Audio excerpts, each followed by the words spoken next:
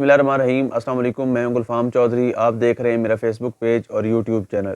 آج کی ویڈیو میں ہم فرسٹ آف آل بات کریں گے پنجاب حکومت پنجاب اسمبلی تحلیل کرنے کے حوالے سے کیا تیاریاں چل رہی ہیں۔ اس وقت لاہور کا موسم اور بالخصوص سیاسی پارہ، لاہور کا موسم تو ٹھنڈا ہے لیکن سیاسی پارہ بہت ہائی وولٹیج تک پہنچ چکا ہے اور دڑا دڑ میٹنگیں جاری ہیں۔ زمان پارک اس وقت توجہ کا مرکز بنا ہوا ہے اور وہاں پر مختلف سیاسی شخصیات آ رہی ہیں اور ملاقاتوں کا سلسلہ جاری ہے۔ وہاں پر ابھی جو پیش رفت ہوئی، فیصلہ کیا گیا کہ خان صاحب 17 دسمبر کو اسمبلیاں تحلیل کرنے کا اعلان کریں گے۔ تو اب یہ سمری بھیجنی ہے وزیر اعلیٰ پنجاب نے اور وزیر اعلیٰ KPK نے۔ وزیر اعلیٰ پنجاب کے حوالے سے خبریں پہلے گردش کرتی رہیں، اختلافی خبریں بھی تھیں، کہا جاتا رہا کہ وہ اسمبلی ڈیزولو نہیں کریں گے۔ بہرحال انہوں نے اعتماد کا اظہار کیا اور انہوں نے کہا کہ خان صاحب جب حکم کریں گے ہم پنجاب اسمبلی ڈیزولو کر دیں گے۔ لیکن اگر ہم وفاق کی گورنمنٹ کا ریئیکشن دیکھیں تو ایک طرف ملک کو دیوالیہ کر دیا، ایک طرف ملک ڈیفالٹ کے دہانے پر ہے، صرف اعلان نہیں ہو رہا۔ اللہ پاک وطنی عزت کی حفاظت فرمائے، بہر صورت حال بہت برا ہے۔ اکانومک سچویشن دیکھیں تو اکانومی کا برا حال ہے، کوئی پرسان حال نہیں۔ اگر ہم فارن کے سچویشن دیکھیں تو ہمارے فارن منسٹر پاکستان کے اندر ٹکنا بھی گوارا نہیں کرتے اور وہ مسلسل اپنا پبلک ریلیشن بنانے کے چکر میں، PR کے چکر میں پوری دنیا گھوم رہے ہیں۔ ابھی ان کا حالیہ خرچہ 1,55,00,000 روپے صرف بلاول بھٹو کے دورے کا خرچہ آیا تھا۔ وہ دوبارہ امریکہ میں 7 دن کے لیے وزٹ پہ چلے گئے ہیں۔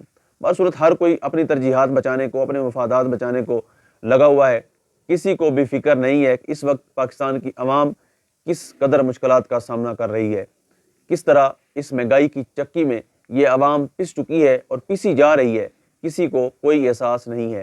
ہاں اگر احساس ہے تو پنجاب اسمبلی تحلیل ہونے سے بچانا کیسے ہے، وفاقی حکومت کی 1 سال ایکسٹرا مدت بڑھانی کیسے ہے، بل کیسے پاس کرنا ہے، عمران خان کو نائل کرنا کیسے ہے۔ یہ ایک شخصیت پر ان کا سارا توجہ کا مرکز فقط ایک عمران خان کی ذات رہ گئی ہے۔ ان کے اوپر مختلف مقدمات بھی کھلوا رہے ہیں۔ اب مسلم لیگ نون کی طرف سے یہ اسٹریٹجی سامنے آئی ہے کہ گورنر پنجاب بلیغ الرحمان اس سمری کو متنازع کریں گے، اس پر آبجیکشن لگائیں گے اور اس سمری کو منظور نہیں کریں گے، اور اگر اس سمری کو وہ منظور نہیں کرتے تو ڈیفینیٹلی اس میں تاخیر بھی ہو سکتی ہے۔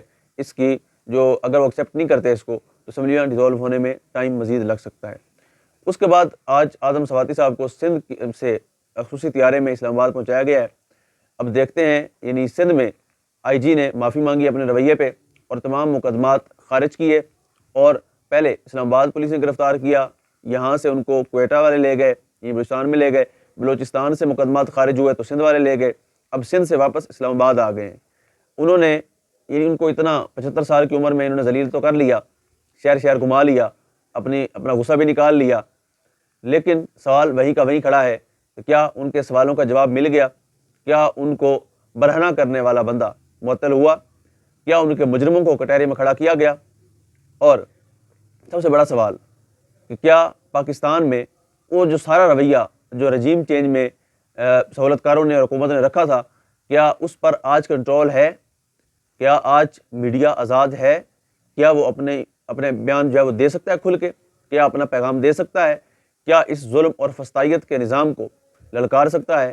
کیا اس فرعونیت کو جو اس ملک پر براجمان ہے 70 سال سے، کیا کوئی اس کے خلاف آواز بلند کر سکتا ہے؟